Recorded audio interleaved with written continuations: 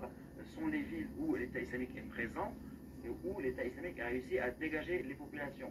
Donc les premiers combats ont eu lieu à Andar-Boukan, ici, puis l'attaque des dernières 48 heures, c'était là. On sait que les équipes de l'État islamique ont et c'est ça qu'a fait en Haïti là. la zone là pour s'attaquer ici. L'État islamique, c'est même avec groupe terroriste en Haïti, au même moyen. Au début du mois dernier, les populations ont fui vers cette zone-là, et là, d'après des sources locales, les populations essayent encore de fuir plus vers le nord.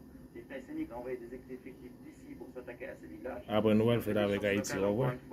Beaucoup de pertes dans les rangs des djihadistes, mais un repli vers la zone d'Inaraban qui est devenue un sanctuaire pour les djihadistes, parce que c'est de cette zone-là où cette zone-là est la zone locale du chef qui a fait l'intérim, on va dire, entre la mort d'Aoulid Sahraoui tué par les Français et puis la nomination du nouveau chef, donc c'est un chef militaire arabe du Mali, sur la frontière. 5e mois 2022, 22, 5e mois 2022, 20. C'est une zone où il y a du relief, il y a de la végétation et qui est riche en eau.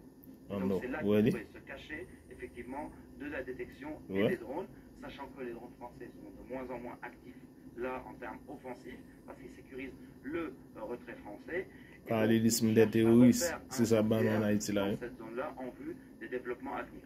Alors, quelle est la réponse des deux pays, du Niger, mais aussi du Mali? Du côté du Mali, la réponse est quasi inexistante. Pendant les premiers combats, ici, au début du mois d'année, il y a une seule frappe d'hélico qui est arrivée, on va dire, après la bataille. Il y a même eu des exactions vis-à-vis des populations qui fuyaient l'État islamique vers Anasongo. Mais la réponse qui s'articule de manière assez complexe est du Niger.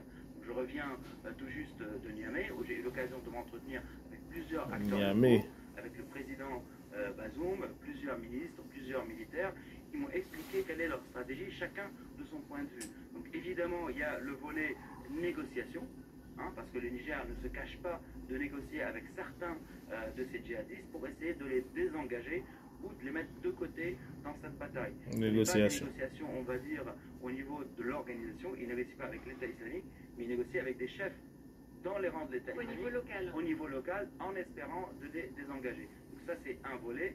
Certaines zones ont été plus ou moins, on va dire, pacifiées pour le moment, mais l'effet direct de cela, c'est que l'État islamique se renforce du côté malien, sachant que du côté du Niger, il y a une trêve.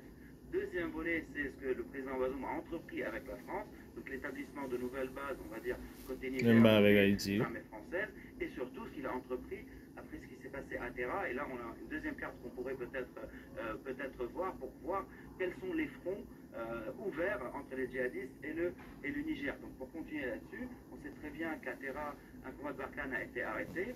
Il y a eu 3 morts nigériens. Le président Bazoum a réussi à convaincre les Français de payer moitié-moitié Niger et France pour indemniser les populations locales, ce qui est vraiment une percée conceptuelle du côté de la France. On voit que le Niger a plusieurs fronts avec les djihadistes, Adifa, Tilaberi et Torodi.